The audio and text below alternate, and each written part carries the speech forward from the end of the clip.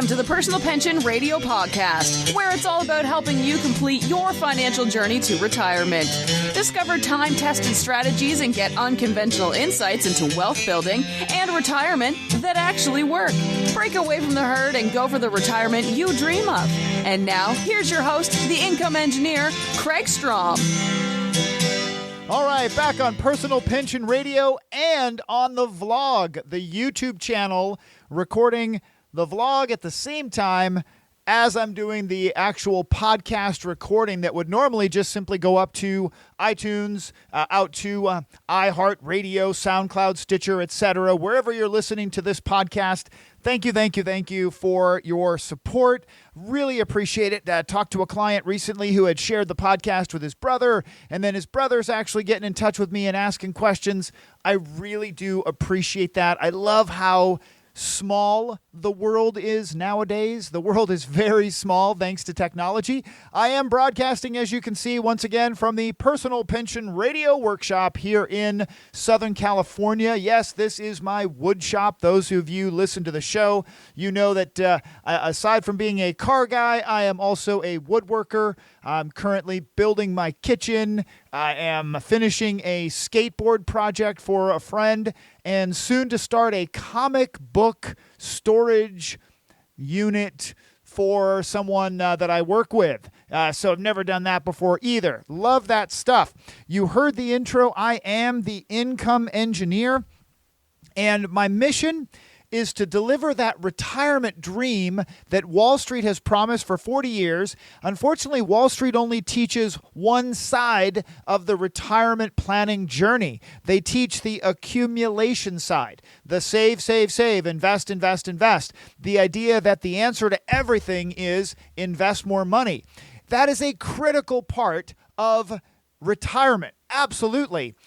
What I teach is both sides of the retirement journey. The idea that you have the accumulation phase, you get to the top of the mountain, and then you have the decumulation phase, the downside, the downhill version, if you will, with the analogy. You've got to come back down the mountain. So, my goal is to not teach everything there is about retirement income planning. I actually got a comment in my feedback once, well, this guy doesn't teach anything. Well, I do share concepts and strategies and thoughts on various different retirement planning concepts, but the real key here is to ask questions, to challenge things, to just challenge the norm. Say, why is it supposed to be done that way? Who said that's the right way for this to be done? That's what I'd like you to get out of this podcast sometimes. Yes, today, for example, I might share some real actionable, important items as it relates to retirement planning or protection planning.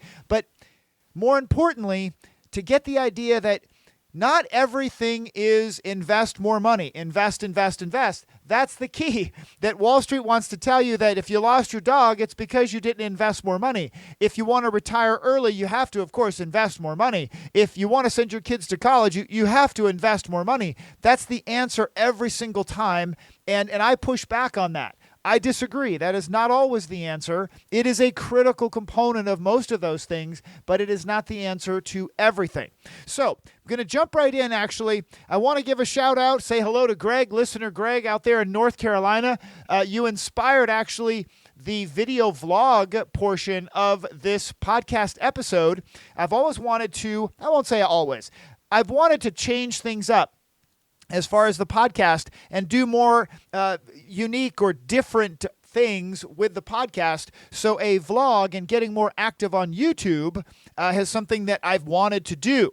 Now, listener Greg, hello again. You actually asked a great question as it relates to indexed universal life. So shout out to you for inspiring me to do a video of this podcast. So later in this episode, I am going to go into my computer and actually teach on indexed universal life. It is a question that comes up all the time. I get emails, I get questions in person, I get questions from CPAs, from attorneys. Actually, just this last Friday, got a question about this indexed universal life thing. And it is important to understand it. I have my opinions. You'll see the way I teach it, perhaps why I have those opinions. So we'll get into that in just a moment. Full disclosure, multiple disclosures, 2 different disclosures in my podcast because unlike financial entertainers like Dave Ramsey and Susie Orman, I am an actual certified financial planner professional. I'm licensed and regulated, and everything that I do is actually monitored by compliance, and I have to follow the rules. And one of those is to give you a disclosure that says I'm not an attorney. I'm not a CPA. I do not play one on TV. I am a certified financial planning professional. I play one on YouTube. I play one on the podcast, and I am one in real life. With all of that said, and as cool as my video and my workshop is, please don't act on things that you hear on my show as if you're getting personal advice. You're not. You're not getting personal advice. Please seek out the counsel, hopefully, of a certified financial planner. A certified financial planner, hey, I'm raising my hand. I would love to talk with you. Remember, we can actually get together face-to-face through the miracles of technology nowadays. We don't actually have to be in the same room. So let's have a meeting. Send me an email, Kraig with a K, at Kraig Strom, STROM.com. So with that said, let's jump in. Now, I already gave my shout out to listener Greg. Thank you so much. Now, the deal of the week has become also a very popular segment. I actually have had folks that I did not realize listened to my podcast recently in my car club that had mentioned my deal of the week. That I was kind of surprised. Like, you listen to my podcast? Yes, I do. So, my deal of the week is this. Was an item that I had actually borrowed. It's called R&D. I firmly believe in R&D. So think about that. What does R&D stand for? It stands for rip off and duplicate. Rip off and duplicate good ideas. So that actually came from a friend of mine in the Chamber of Commerce, and he had said that once, and I said, can I R&D that? And he says, absolutely, I did the same thing. So R&D, rip off and duplicate. I believe if you find a good idea, you should replicate it if you can.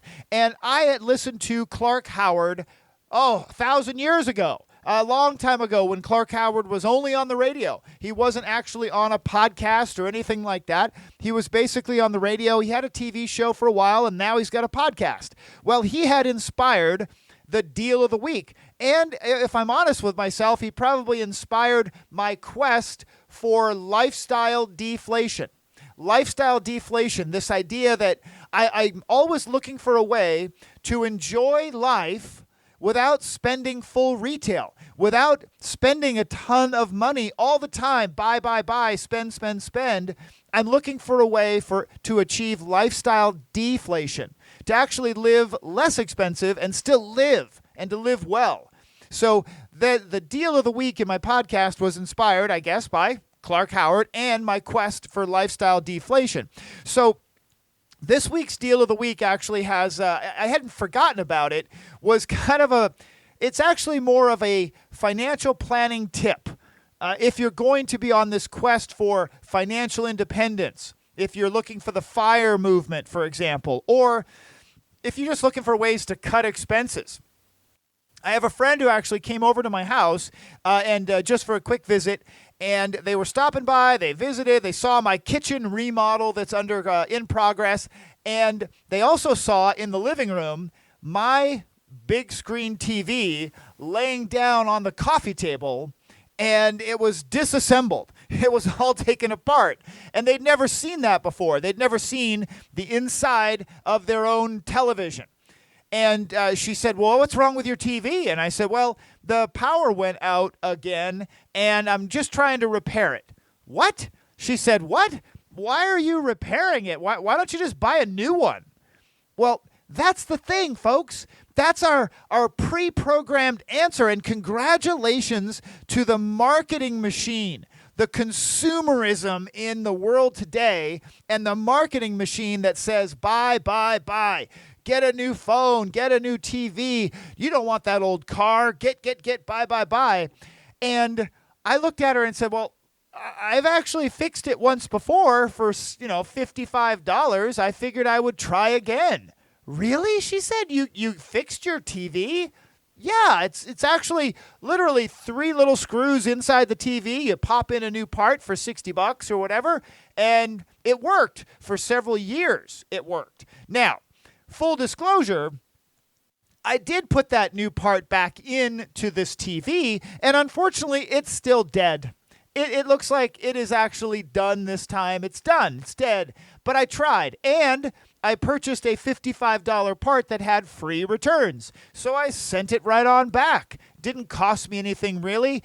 Just to drop by the post office and stick the return in the mail. It was easy. Now, the whole idea there was, why are you fixing it? Just buy another one. Well, I might do that with my microwave. I don't know how to fix a microwave. A TV actually turned out to be really simple, and I had found the information on the Google machine on how to fix it.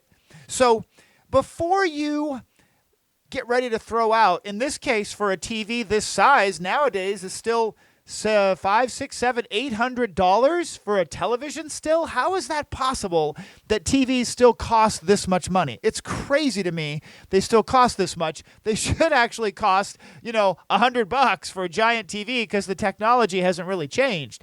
Now, the TV in my living room is officially dead. So my wife and I, we don't watch that much TV, but we do enjoy watching certain things together. And I just went out on a break from TV. And then when I get when we get in the mood, I'll start shopping for televisions and looking for a clearance deal or some sort of a bargain. Well, as it would happen, I'm at Sam's Club about 3 weeks ago. This has been a while back. And I'm walking out through the exit door past the check stands, and there's one of those flatbed carts, a flatbed cart with 2 televisions, open boxes sitting on the flatbed cart. This one was a big flat screen TV. It said open box. I had a sign on it. It's clearly an open box. And $94. $94 for a big smart TV. It is a new smart TV that was an open box. I loaded it back up. I grabbed the tag off of it and went back to the check stands and handed it to the lady. Said, could you ring that up for me, please? And then I walked right back out and put it in my truck. $94 for this big flat screen smart television that now we have even in a different room of our house. We're trying something different. So the whole idea there on the deal of the week is to hopefully inspire you, whether it's buying something, a car, a TV, an iPhone, whatever it is, or whether it's actually investing. If you're going to go out and invest in something, be sensitive on how much it costs. What are the fees? What are the lost opportunity costs? Make sure that you ask those questions before you just throw the money at it, okay? So that's the deal of the week segment. Now, watch your step, this next step. Now, literally, this is going to be the watch your step segment. If you didn't hear last episode 224, great question from a listener about tax debt relief companies. Companies that advertise that they'll get rid of your tax debt with the IRS and you can pay them to do so. Well, I gave you my opinion on that. If you've ever wondered about it, go back and listen to episode 224. Now, this time, literally watch your step. I mean, watch your step. On sidewalks, driveways, inside your house, outside your house, at pool parties at your house. Here's the thing.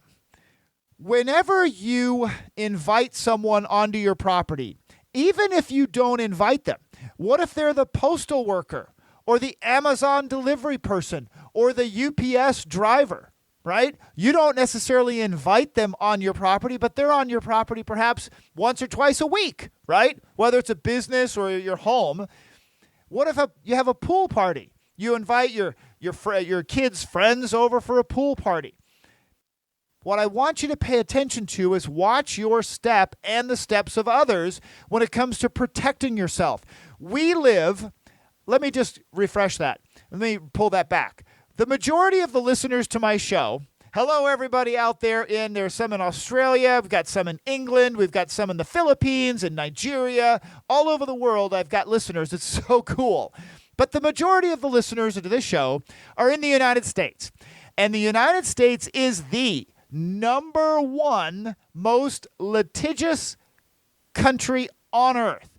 95+% of all lawsuits in the world happen in the United States. True story, right? So, watch your step. When you're out there actually, you're working in your yard, when you're, tearing up a driveway, when you're working on the front yard and you leave water or slippery grass clippings everywhere on your front porch, and a postal worker walks up to deliver a package, or an Amazon delivery person walks up to deliver a package and slips on your pile of leaves or your wet spot in front of your house because you didn't clean it up because you wanted to run in and watch that new TV that you bought for $1,000, right? You got to go watch football or baseball or whatever the heck's on TV right now. And you left it. You didn't clean up. You didn't put any cones around it or any kind of a blockade to prevent somebody from falling into the hole you dug next to your front door or on the edge of your sidewalk on your lawn or anything like that. And someone falls in that hole or on your front door. Guess who you're going to get sued by? If the postal worker falls down walking up to your front door, you're not going to get sued by the postal worker. You're going to get sued by the United States Postal Service. True story. Happened to a friend of mine. You're going to get sued by UPS Corporate because they're going to come after you for restitution for their employees' work comp claim. Because their employee's going to say, oh, my neck, my back, I fell down at that guy or gal's house. Oh, they had this hole there and I didn't see it when I was delivering their package. Oh, woe is me. They're going to file a claim for work comp, and you know what that company's going to do? They're going to come right after you and your homeowner's insurance, and heaven forbid it's not a severe injury. Another true story. This happened to somebody that I know. Somebody actually had a construction project. Turned out it was probably the city.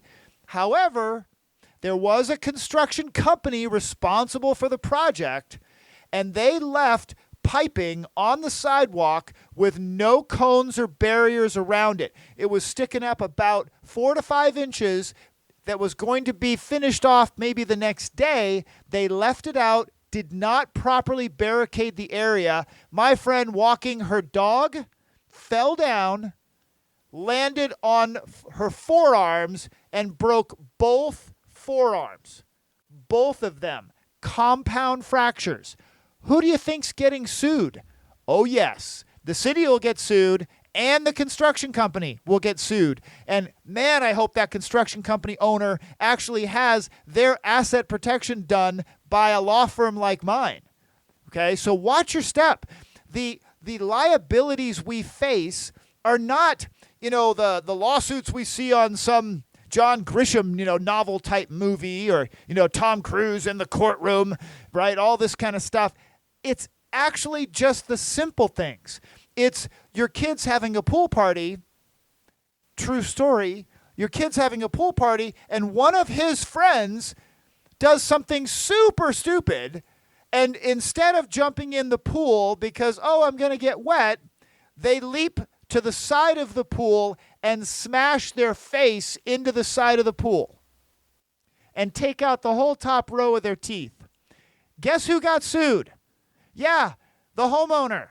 The parents of this birthday kid get sued for hundreds of thousands of dollars in reconstructive facial surgery, cosmetic dentistry. It was epic what this kid did in a split second. It was just terrible. But these are good friends of the family, right? These are friends. But what did that family have to do to take care of their son who had massive damage to his face? Yeah, they had to sue their friends. And they won. Guess what?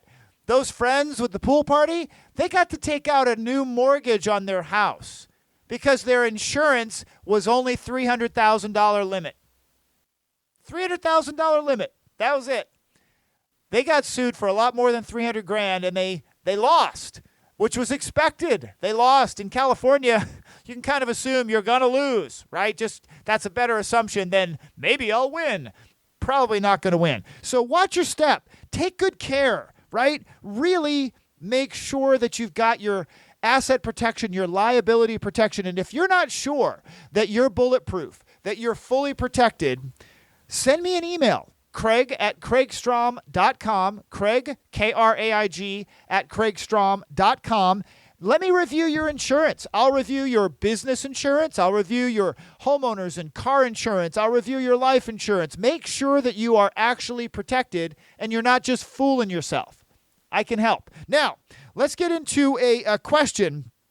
This is the listener question, but last time, if you missed it, great question from someone who asked about living trusts and wouldn't it be better or cheaper just to put my kids on my bank accounts and on the title to my house? The answer was, whoa, don't do that.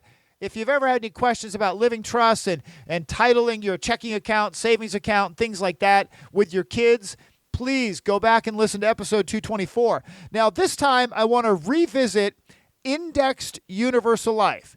Indexed universal life, okay? This is a type of life insurance that is cash value. It's a cash value-based life insurance product. And the interest that is credited inside the policies, the interest that is credited comes from referencing a stock market index. Please hear that again. Referencing. Not putting your money in the stock market. No, no, no. This is a life insurance company. They're actually going to use the S&P 500 as a reference point, okay? A reference point, not to put your money into that as an investment. So indexed universal life is sold as this idea that you get the upside of the market with none of the downside. So far sounds pretty good. That is that initial sales pitch. And I have a significant problem with indexed universal life for several reasons. It's a great sales pitch, and it's not as flexible as some other types of life insurance, and it just doesn't look like the original projections 2 or 3 years later. 2 or 3 years after an indexed universal life policy has been going, it doesn't usually look at all like it did when it was sold to someone. And I'm going to show you why in just a moment. So this is going to be part where I'm going to switch over. I'm recording, of course, on video, and I'm going to splice, put it together, and I'll edit this together. So I'm going to switch over to my computer and actually teach on indexed universal life for a little bit. Now, thank you again to listener Greg out there that this was something that he had asked about, and I actually missed the recording. So I'm going to make sure that I go ahead and get this thing recorded. I'm going to pause here, get it all set up, and be ready to go in just a second. All right, so I'm going to switch over here to my tablet computer here on the desk. And what I've got, thank you again to Greg. I've got a nice illustration here. This is an indexed universal life illustration. And I can't really zoom in too much because it'll all get off the screen, but you'll see right here, it's indexed universal life from Allianz. Now, this is not at all going to be any kind of a critique of Allianz Life or anything like that. This is specifically an education piece on what I see that bugs me with indexed universal life that makes it hard for me to sell it, right? Because it's got a great sales pitch, but I just can't I haven't been able to reconcile what I know about it to then go ahead and sell it. Okay, you'll see what I mean. Let's get into it. So this particular indexed universal life policy was presented on the idea that if you put in this case, let me zoom in a little bit further. If you put in $6,000 per year, $6,000 per year, that the cash accumulation value, right? This You're going to see the difference here in just a moment. You're going to see the cash value will go up and up and up. And then in retirement, you can draw money back out of this thing. It's going to be great. It's going to be awesome. And you get to draw the money back out on a very tax-favored basis. And, the growth inside the policy you don't have any taxes. You'll hear the sales pitch that it's just the best thing ever. It's better than any kind of investment. It's better than any, stock market investments. This stuff's awesome. So let's just evaluate it. And I'm going to zero in on the one thing that really catches me immediately all the time. It's this idea right here that with indexed universal life, you can actually choose, if I'm the advisor, I can choose a percentage index credit. Remember what this product does. This product says if the market goes up, you participate in the upside. You participate in the up. If the market goes down, you get a zero. That sounds good. You mean it goes if the market goes up, I actually participate in the upside. But if the market goes down, I don't go down with it? No, that's what the sales pitch is. Now wait, okay? I, as the advisor, I get to choose what index credit, right? Because if the market goes up, and by the way, remember, podcast listeners, there is a YouTube video that goes with this. Just go to YouTube and you just look for Kraig Strom Income Engineer. You'll find me right there. This video will be posted and you can actually follow along with the episode and the visual of the illustration on the screen. So if the market goes up, remember what you're doing is you're not in the market. They use that market as an index credit observation. They're just going to look at it and say the market went up. All right, and here's the number.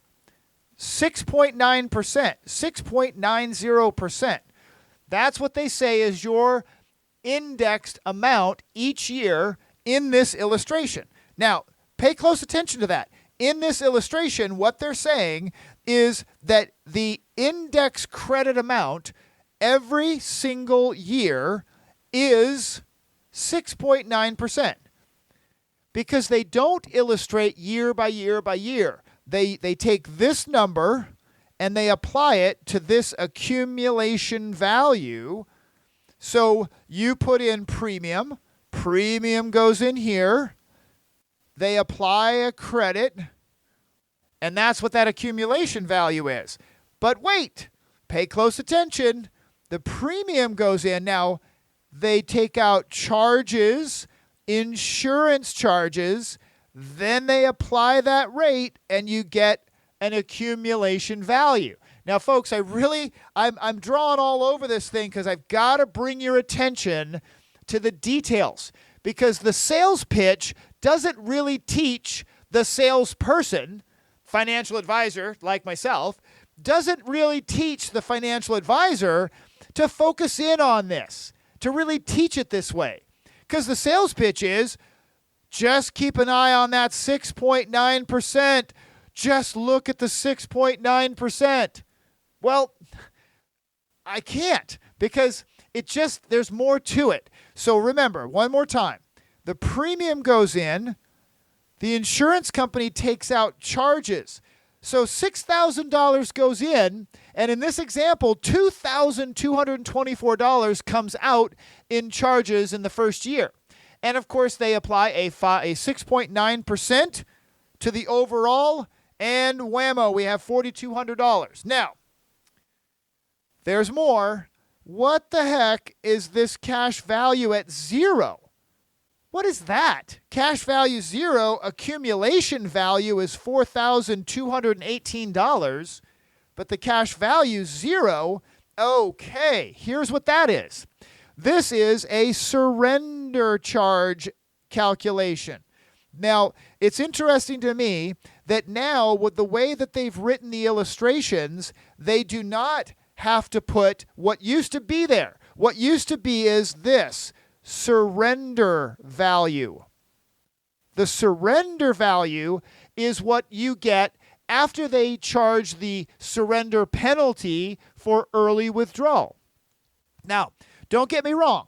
I'm not suggesting that surrender penalties are actually a bad thing. They are part of these contracts of guaranteed annuities, of whole life insurance, of indexed universal life, and all of that. They're all part of it. And it does make sense that these things are not free. They cost money.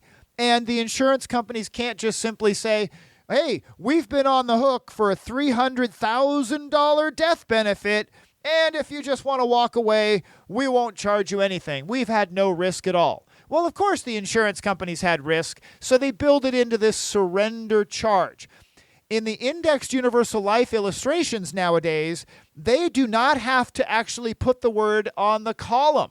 They just said they'll separate it out and show you total charges, and then this column of cash value.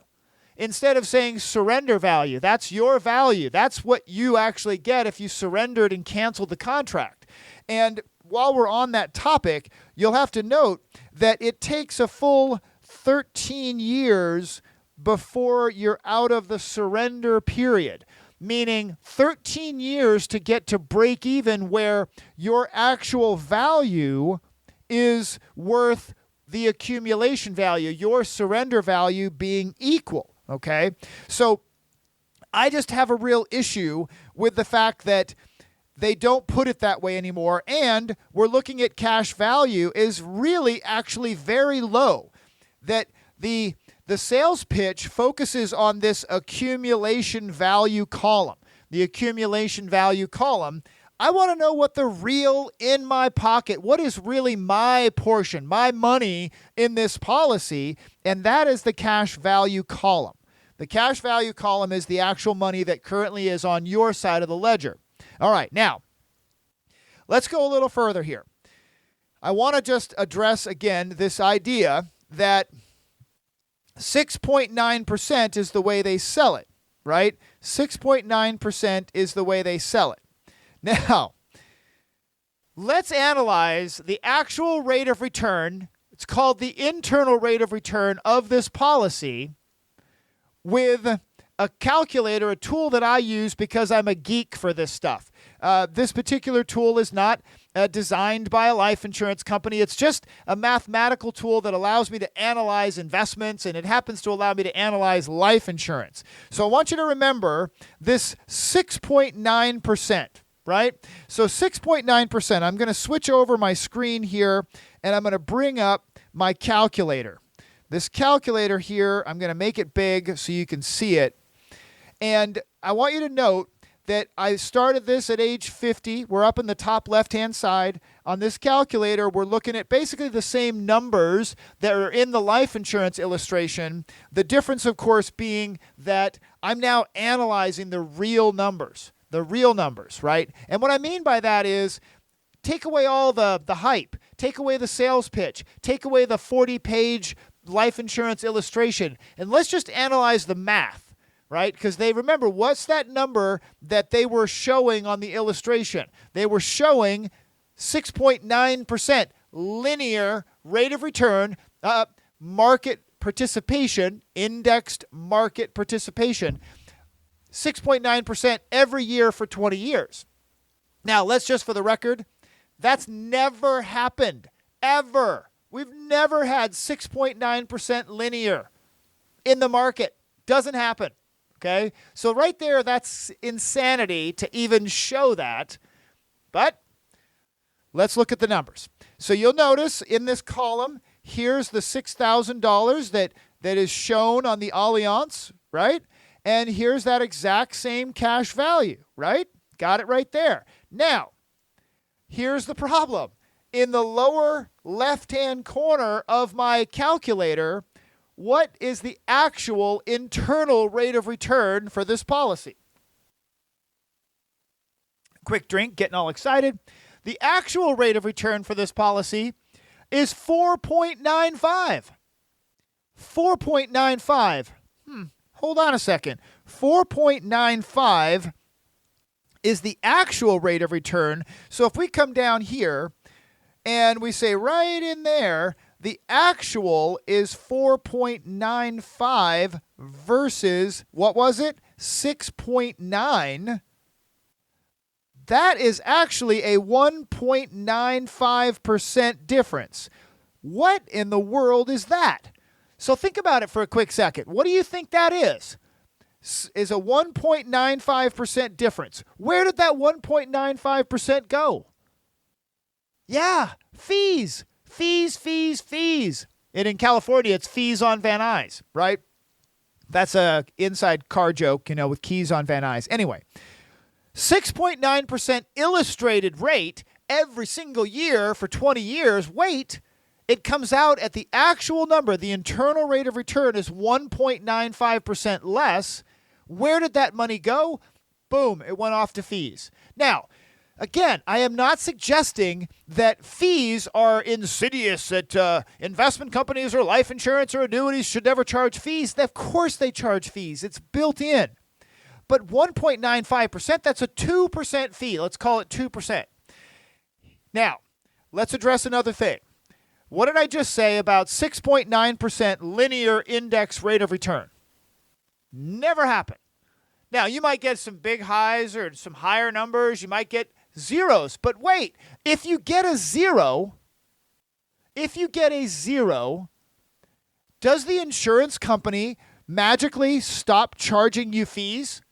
These fees, these total charges, they go up every year forever, whether the market index gives you a rate of return or not.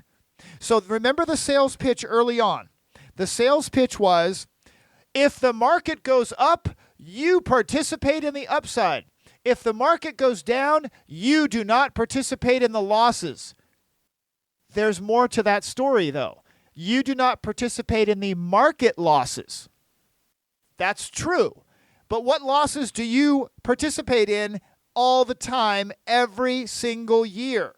If the market goes down and you get a zero right here in this bracket, if you get a zero, meaning you're not going to get any upside from the market because the market went down, so you never lose money from market participation, the insurance company is still going to take $2,800 in insurance charges out of your cash value. They're still going to hit you with fees. And that number goes up every single year. So there is a term that I teach. It's called reverse dollar cost averaging. In the investment world, it is more appropriate. But in this case, what's happening in a period of time when you did not get any upside bump in your account and the insurance company still takes a bite out of your account value?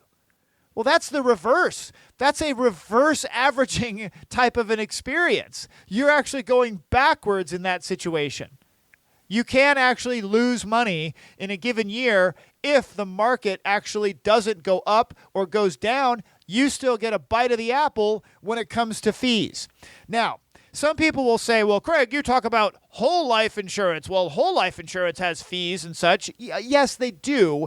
And I'll get into that perhaps on another episode where I'm going to teach on whole life insurance just to teach the difference. And I'll refresh this, but I'm not going to cover it today. Today is about just making sure that you are armed with some knowledge about indexed universal life. Ask questions. Okay? Ask questions. That's what I'm hoping to teach today. But I want you to notice something, that this fee, right? If we go down here, I want you to see, I'm going to just grab all of this and let me just delete that and clean this up a little bit. I want you to see this very clearly.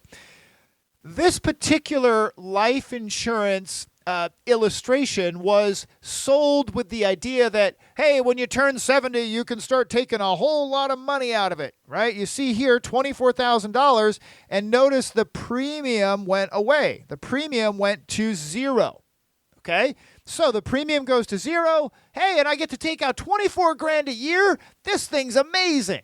Yeah, you get to take out $24,000 a year only if you got a 6.9% index credit every single year for over 20 years. And you never had a zero year where the insurance company took a bite out of your apple, right? When you got no return. So again, what are the odds of that actually happening? wow, I think they're astronomical. I think it's amazing that this is even something that's shown and illustrated. Now, what you have to understand, though, is that while we're illustrating this $24,000 withdrawal, what is the insurance company going to continue to do, whether you're paying premium or not? The insurance company is going to continue taking withdrawals. And what I mean by that is they're taking out the cost of insurance. Every single year, your cost of insurance goes up and up and up every year in this type of a policy. Quick side note, on whole life insurance, dividend-paying mutual whole life insurance, the cost of insurance is fixed at the beginning of the policy. It doesn't go up every year. It's fixed. It's whole life. It is the original life insurance, if you will. It's fixed in the beginning. So it doesn't actually go up every single year. It's actually level, and then it goes from there. I'll show you that in another video. But notice when you get to this withdrawal scenario, would take out $24,000 and the insurance company takes out $3,107, right? So, hello, that is going to be very difficult to make that work. We're illustrating this life insurance policy like it is some super amazing, incredible, magical financial vehicle, right? And we can do that. And I say I can illustrate this with my team. I am licensed with Allianz. And I'm telling you right now, would I ever sell this? Heck no. I would not be able to buy this myself. I could not sell this to myself. I wouldn't own it. What do you own, Kraig? I own a dividend-paying mutual whole life insurance policy. That's among my life insurance. I own mostly term insurance. I buy term insurance. I have a dividend-paying mutual whole life insurance. That's what I've got. Got one on my daughter, one on my wife, and one on myself, right? Those are not my big protection policies. But would I sell myself an indexed universal life? Not likely, right? If you're ever being pitched on this, what I would encourage you to do is ask the advisor, instead of illustrating 6.9%, try and illustrate something like maybe 5.5%. or 5%. Illustrate something a bit more conservative and see how the policy illustration works. Because when you start illustrating these with more conservative numbers, the end result is extremely different, because what did we calculate in the internal rate of return? Quick switch back over. The internal rate of return on the policy was only 4.95. It was off by 2%, basically. 2% that was eaten up in fees. Clearly, that's the only place that they could have gone. That 1.95% didn't just vanish. It went to fees. That's how it works. Okay? So that's the lesson for today. Indexed universal life is not all bad. I have clients in underwriting, life insurance underwriting, for indexed universal life policies that we're using for a very different purpose. And they are designed just like I described here. They're designed on a very conservative basis because in the cases that I'm looking at them for clients, they're more of legacy planning, and we don't really care about index crediting. We don't care about it. But it turns out these policies, they can be used for that type of work, okay? But please ask these questions. If you have questions about a life insurance policy or product that's being sold to you, whether it's whole life, indexed universal life, any kind of non-guaranteed life or annuity, please get in touch with me. Kraig with a K at kraigstrom.com. By the way, I only know a little sign language, K-R-A-I-G, I forget the G, and that's a K. So Kraig with a K at kraigstrom.com. And that's going to wrap it up for this episode of Personal Pension Radio, the vlog, and the podcast going out together. Man, cross my fingers this is going to work. I'll talk to you again real soon. Take care. Thank you for listening to the Personal Pension Radio podcast. If you missed anything during the show, that's okay. We took the notes for you. Check the show notes for links, offers, and a full transcript. And don't forget to head over to personalpensionradio.com and download your free retirement income report. While you're there, we would appreciate some iTunes love. Please leave us a fantastic rating on iTunes by going to personalpensionradio.com/iTunes. Thanks again for listening. Now for the disclosure. Information presented is for educational purposes only and is not intended for solicitation, sale or purchase of any security or financial product. Be sure to first consult with a qualified financial advisor and your tax professional before implementing any strategy discussed here. The term personal pension refers to a marketing name designed to educate future retirees and retirees about the economic principles behind creating their own pension-like income. The term personal pension is not intended to be confused with a defined benefit pension plan offered by an employer or by a government entity.